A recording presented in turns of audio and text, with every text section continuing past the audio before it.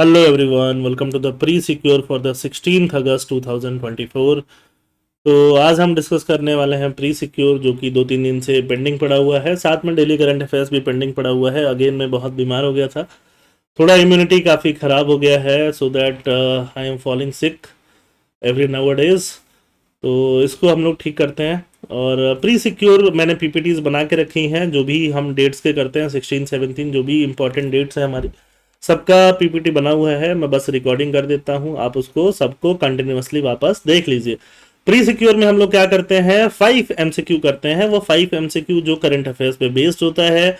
आप एक एक क्वेश्चन को पॉज करिए, पॉज करने के बाद उनको आंसर करिए, आंसर करने के बाद उसका एक्सप्लेनेशन देखिए और उसके बाद नोट्स बनाइए। दो तरह का क्वेश्चन मिलेंगे, एक तो फैक्ट बेस्ड क्वेश्चन मिलेंगे जो कहीं और नहीं मिलेगा। फॉर एग्जांपल कहीं पे कोई एनिमल निकला है, किसी कोई अचानक से कोई नया इवेंट की बात हो रही है, अचानक से कोई नया लॉ बन गया, तो इसको आपको ज़रूर देखना है, इसके नोट्स ज़रूर बनाने हैं। दूसरा हो सकता है इन्फ्लेशन रिलेटेड हो, यूसीसी रिलेटेड हो, प्रेसिडेंट रिलेटेड हो, जो किसी न किसी सब्जेक्ट पॉलिटी में या फिर इकोनॉमिक्स में पढ़ लोगे तो उसके नोट्स नहीं भी बनाओगे तो एक बार के लिए चलेगा, बट इनके नोट्स तो आपको ज़रूर बनाने हैं, है ना। तो let's start with the first question. Which of the following statement is are correct regarding PM Kusum scheme? The PM Kusum scheme aims to install off-grid solar pump in rural areas to reduce dependence on the grid. PM Kusum scheme क्या है, देखिए। जब गांव की बात होती है ना, विलेज में एग्रीकल्चर बहुत होता है ना। तो एग्रीकल्चर में क्या होता है, एग्रीकल्चर में इरिगेशन के लिए वाटर चाहिए। वाटर कहाँ से निकालते हैं, वहाँ लोग नीचे से निकालते हैं, है ना। अंडरग्राउंड वाटर को निकालते हैं, पंप यूज करते हैं, उसमें वाटर मोटर यूज करते हैं। अब इसके लिए इलेक्ट्रिसिटी कंजम्पशन होता है, तो ग्रिड पे लोड बहुत आता है।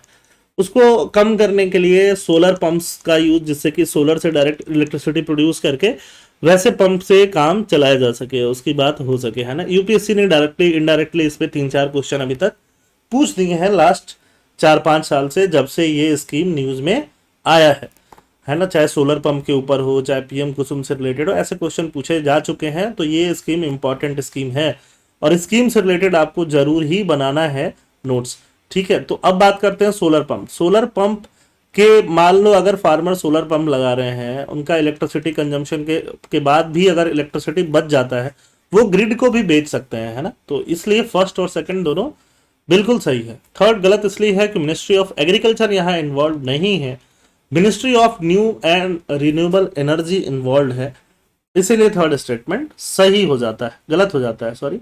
और स्कीम कहाँ इंप्लीमेंट की गई थी, 2019 में। तो थर्ड गलत है, 1 और 2 सही है, 1 और 2 सही है, आंसर ए हो जाएगा। क्वेश्चन नंबर 2, एमएसपी की बात करते हैं, minimum support price in India. Minimum support price किसको बोलोगे आप, मिनिमम सपोर्ट मिलना चाहिए ना। जैसे मान लो एग्रीकल्चर करते हैं किसान, है ना, तो कई बार ऐसा हो जाता है कि प्राइसेस उनको बाहर में कम मिलता है। जैसे राइस किसी ने कल्टीवेट किया, अब राइस कल्टीवेट करने के बाद उसका इनपुट प्राइस लगा 20 रुपीज पर केजी, है ना। उस साल राइस का कल्टीवेशन बहुत ज़्यादा हो गया, तो मार्केट में उसको इतना वैल्यू ही नहीं मिल रहा है। 25-30 कोई दे ही नहीं रहा है, हर कोई 20 दे रहा है या बिलो 20 दे रहा है। और बहुत सारे स्मॉल एंड मार्जिनल फार्मर हैं जिनको फटाफट पैसे चाहिए, तो वो किसी भी भाव में 18-15 किसी भी भाव में राइस बेच देते हैं।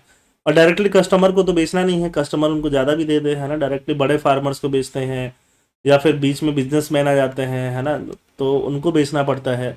इसी वजह से छोटे फार्मर लॉस में चले जाते हैं। वो लॉस में नहीं जाए इसलिए गवर्नमेंट ने एमएसपी पॉलिसी लाया हुआ है, मिनिमम सपोर्ट प्राइस। मतलब जितना इनपुट कॉस्ट है उसका 1.5 टाइम्स तो फार्मर को मिलना ही मिलना चाहिए। तो फर्स्ट स्टेटमेंट उसी से रिलेटेड है, जो बिल्कुल सही है। MSP is applicable to 14 crop of the Rabi season, 6 crop of the Kharif season and 2 other commercial crop। ये गलत है। गलत क्यों है, क्योंकि ये उल्टा लगा हुआ है ना। हर क्रॉप को तो देगा ही नहीं government.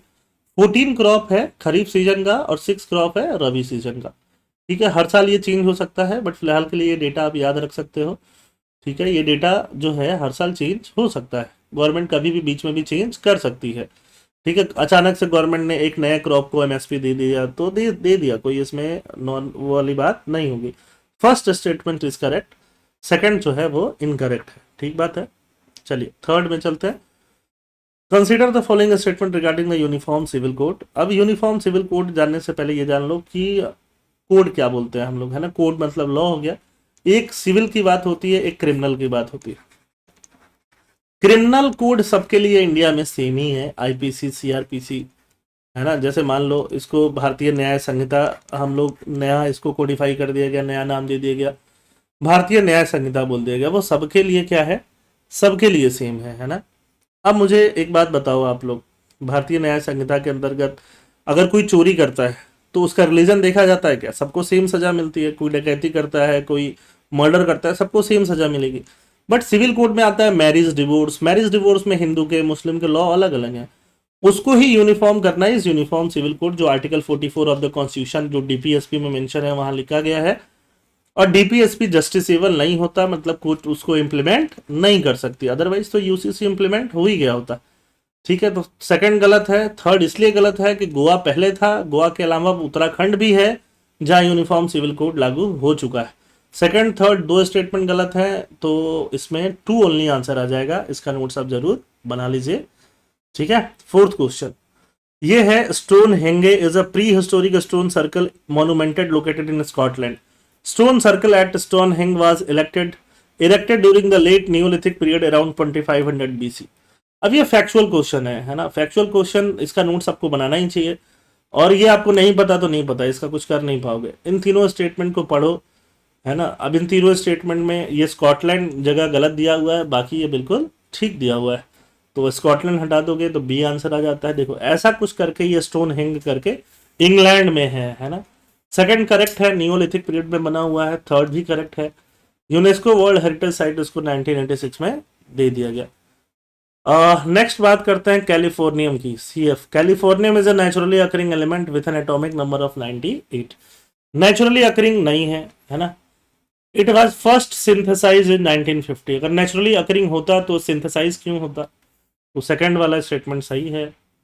It is commonly use as a neutron source. अगर हम बात करें एक एटम में तो न्यूट्रॉन होता है, न्यूक्लियस में न्यूट्रॉन और प्रोटॉन, तो न्यूट्रॉन सोर्स की तरह न्यूक्लियर रिएक्टर में इसका यूज कर लिया जाता है neutron radiography. First incorrect, second three correct, तो इसका आंसर आपको मिल जाएगा अगेन बी मिल जाएगा। ठीक बात है। तो अब इसका सारे आप इसका नोट्स बना लीजिए टेलीग्राम सेक्टर चैनल से लेकर के, और कितना स्कोर आपका आया वो कमेंट सेक्शन में मेंशन कर दीजिए। थैंक यू, जय हिंद।